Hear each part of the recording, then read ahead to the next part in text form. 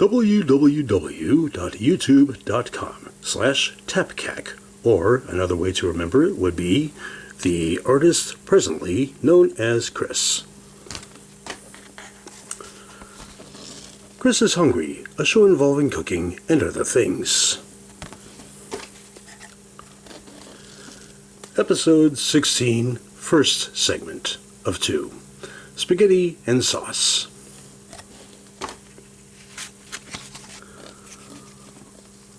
All material, including music, monologues, and artwork by Christopher D. Hampton at Facebook, TAPKAC Chris at Twitter.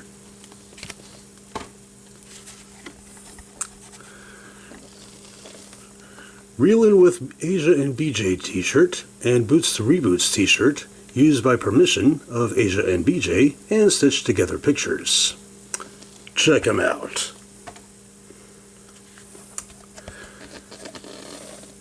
Jacket patches by Painted by Jordy at www.etsy.com/shop/paintedbyjordy. Type this as one word.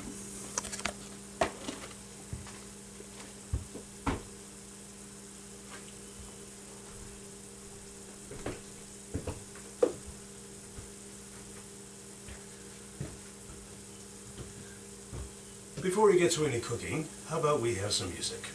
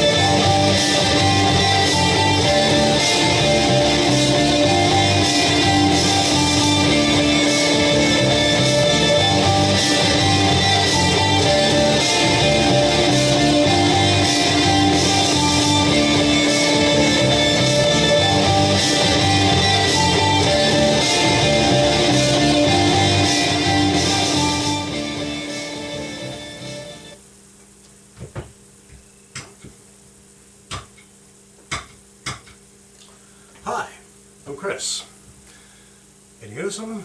I'm hungry, so how about we make some food?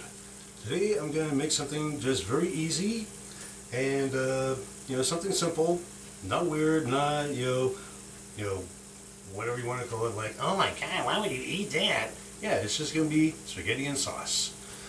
So I already have some water boiling up, and I have some spaghetti in the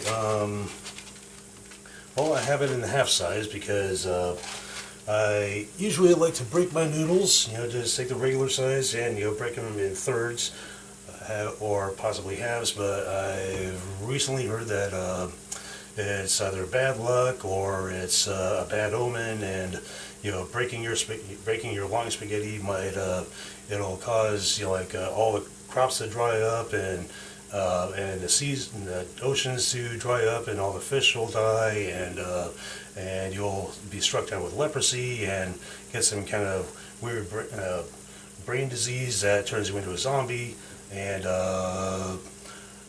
cats will be chasing dogs up the tree, and well, anyway. So, short noodles. So we have an entire pack right here. Already got some water boiling up. And so we open this up, and I sprinkled some butter into the boiling waters. I sprinkled salt. I added a little block of butter to keep it lubed in so they don't stick together. So there we go. And let's turn that just a little bit down. And we'll get a nice clean spoon. All this was freshly cleaned just before making this video. And there.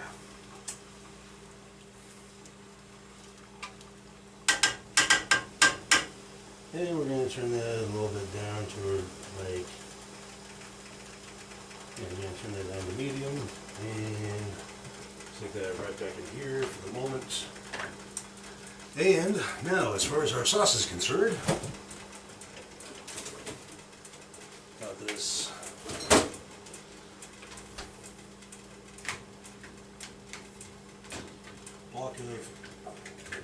got this block of chorizo, and I need a knife. Wrong drawer.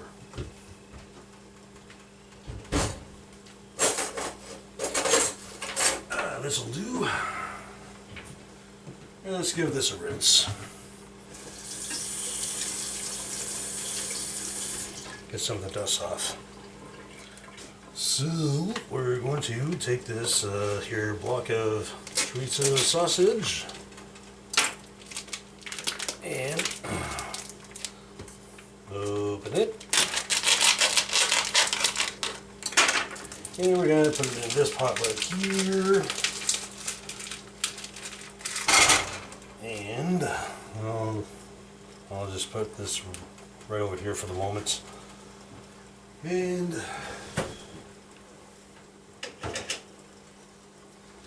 just gonna give it a little kick of wine here. Some nice red wine here.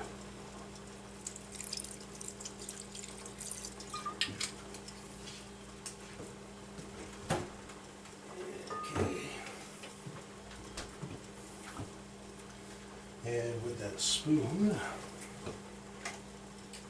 I'm going to mash up this sausage into little blocks. Gotta turn it on high.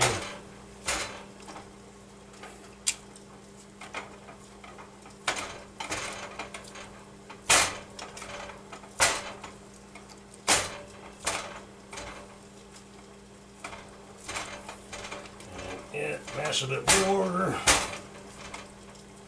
Gotta break this up.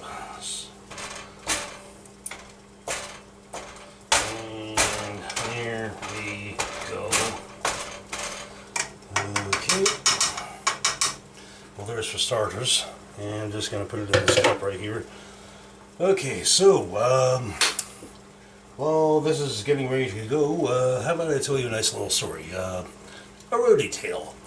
And a roadie, by the way, is someone who is with the band and are the ones who secure the parking spot and check out the playing area where they're supposed to set up and what have you. Check out the power sockets and stuff like that, and maybe sell T-shirts and make sure people aren't taking money out of the tip jar. And so my friends were playing at this one function. It was at this country club. It's a very upscale area. I mean, not too upscale, but quite up there. And it's not like when they were it's not like when the show is going on, or when the show is being prepared. There was a thing of limousines lined up and people getting out with top hats and coat with the tails and cummerbund, and that thing in the cartoons always goes boing boing boing, but quite up there, and and if we weren't like, then well, if they weren't like, then of course wouldn't be invited back. But this is the 5th time we're here, so now of course the people who like it like them enough to keep inviting back and keep booking and say, hey, we like these folks, let's have them at this event. Well, that's all fine and dandy, but some people like to flaunt the fact that they like to flaunt their wealth, that they're wealthy and you're not, and they don't. You've heard of the creature from the Black Lagoon? Yeah, well, we're the creatures from the Black Tax Bracket, and don't you forget it. Of course, they don't say it like that, but it's just some kind of subtle things. Like at this time when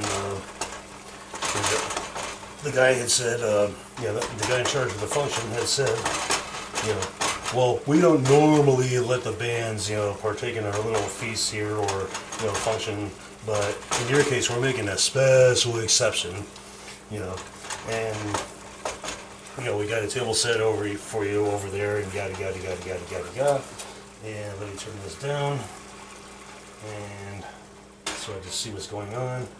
And so, yeah, well, of course I'm not going to say this out loud because I don't want to blow the gig for my friends. Later have to hear, thanks a lot, Chris. You just blew it for us.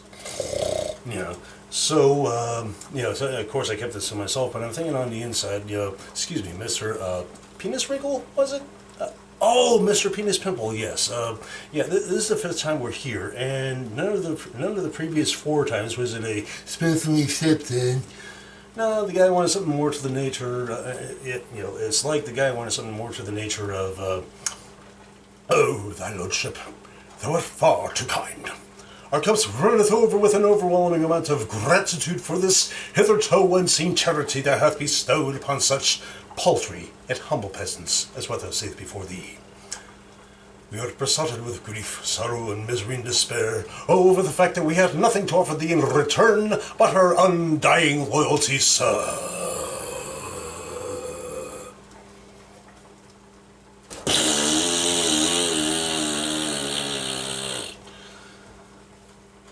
To be fair, maybe the guy had been in charge of previous functions at other place and the bands didn't know how to mind their manners. Let's get this back on. Yeah, maybe previous bands didn't know how to mind their manners because, being that it's, that these things are catered by, it's not going to be one of those, giant submarine sandwiches you get at your local, sub place. That are just where it's about like this long, and they cut it into little things. No, it's catered by people who went to like culinary art school and studied under proteges of multi-Michelin award-winning restaurant owners who have restaurants across the globe, and and maybe they just said oh boy, rich people food. And so maybe another time the guy said, okay, well, you could have like 1 plate of food, and because of that time, and they say, oh boy, we get a plate of food and it's rich people food, so they get 1 plate and they stack it as high as the Empire State Building under the Sears Tower, and knowing full well they're not going to eat everything on 1 plate because so they got little plastic sandwich bags to put some things in there, stick them in their pocket, and maybe if they didn't bring any baggies, possibly just wrap it up in paper towels and paper napkins, and roll it up and stick it in their pocket to absorb the grease, and feed some to the dog, feed some to the cat, and feed some to the dog and cat, maybe the bird if that bird eats meat products, and or maybe maybe paper towels, or you might have to scrape a little bit, and and even if you don't get it all, then hey, we could all use a little bit of fiber in our diet, right? I sense I've said a bit too much. So, let me stir this up a bit. And, okay, we're going to turn that down to medium-high. And in the meantime, we're going to drain some of this grease here. And let's keep this thing in balance here.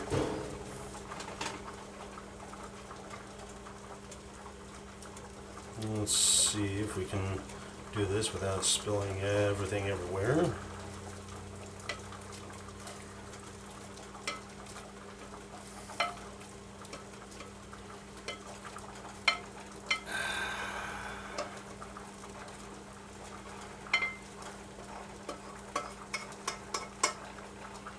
And we'll put that right there. Let this drain a bit more. And give this a bit of a stir.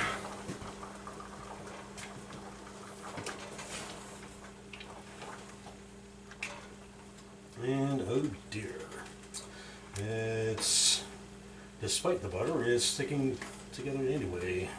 So let's break that up a bit more. Ah, come on, you bollocks. Hey, fuck.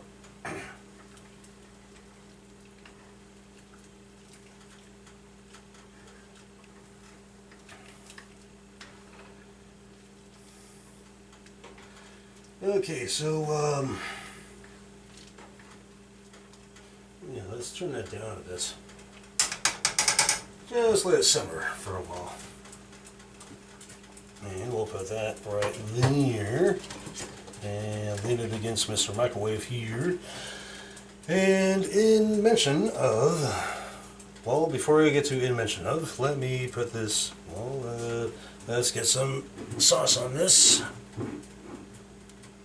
This is the chunky tomato, basil, and garlic pasta sauce. So let's give this a whirl. Boop. And go.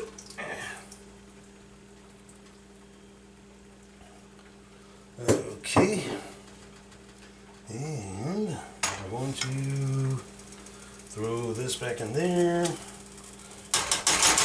Get that sauce a little bit meatier.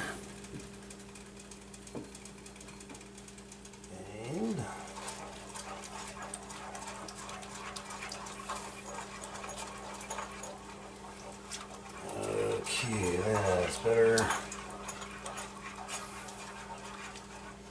And while we're doing that, let's get some seasoning on this, like some,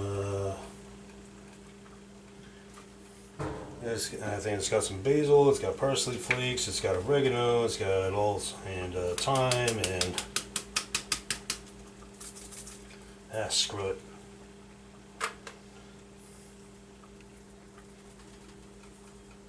There we go.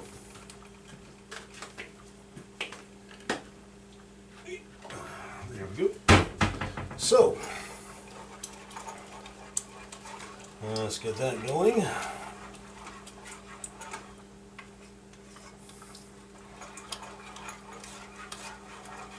And yeah, lower the temperature.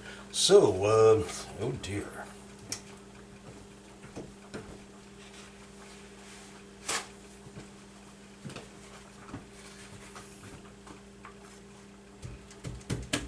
Bluff that up a bit. So, in mention of any kind of Middle English talk or dialect, one of my favorite movies ever came out in the early 70s. It starred Vincent Price. It was called Theater of Blood. And he plays a guy who, he plays a guy who he was a Shakespearean actor and he was good. And then one day the people in charge of the awards said, well, and gave the award to some newcomer, and he had disappeared. Years later, suddenly, people were getting knocked off in Shakespearean ways, and yeah, this movie is the reason why I know the very name Titus Andronicus, and there's a lot of movies that try to get kids, try to get the kids into Shakespeare. example of which was back in the 90s when there was that Romeo and Juliet movie, or Romeo plus Juliet with Leo.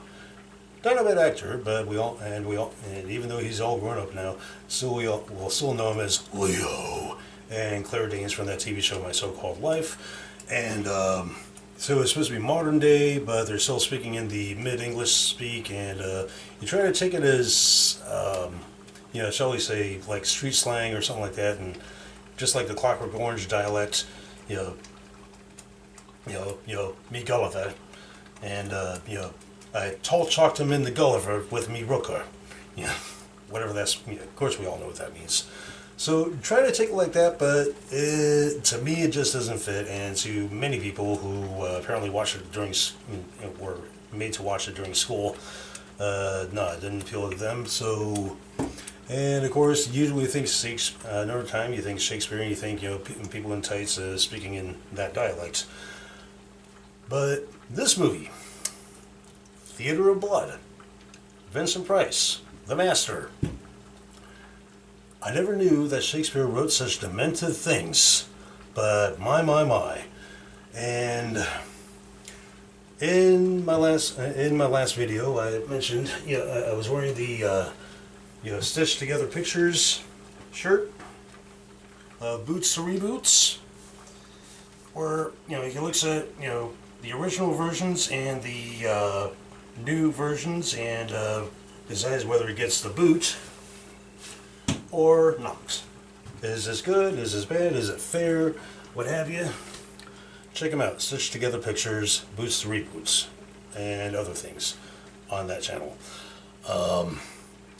So if there was a reboot of that, or a remake of Theater of Blood, which, although it's brilliant on its own, it could, an upgraded version would be cool to, to get still get people on the Shakespeare in the other way. Not just have some star of the week, but make a scary version so that people just like, my God, that Shakespeare guy wrote stuff like this and this, dude. We gotta read this Shakespeare, dude.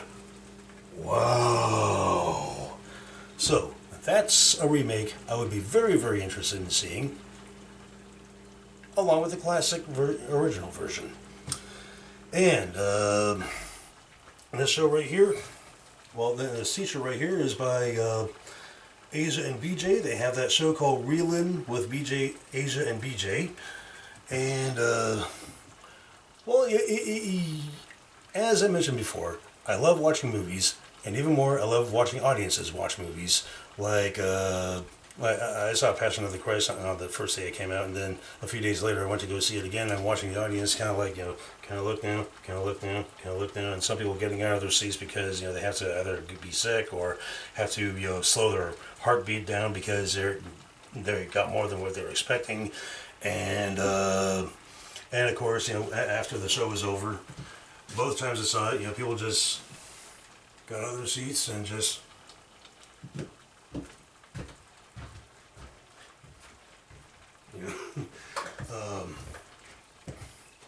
and of course, what everybody loves is being at home when watching a movie that they've seen before, but their guest hasn't seen before. Sitting on the couch and so sitting on the couch, and so you're watching the movie and that you put on, and you're constantly going and thinking on the inside, oh, you're gonna love this part. Oh, check this out. Oh my God, here comes this part.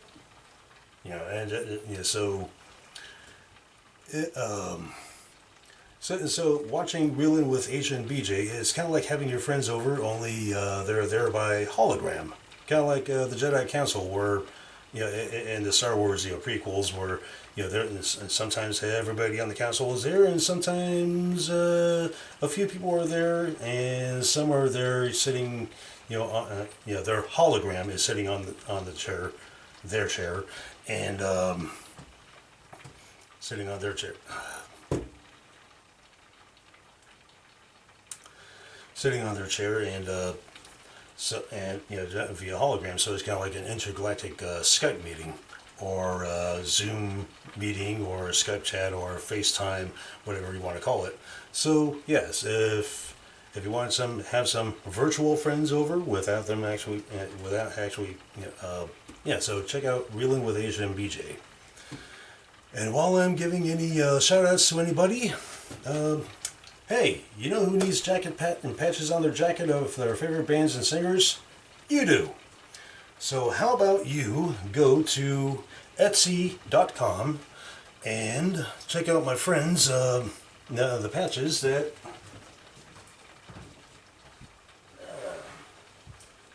here we go.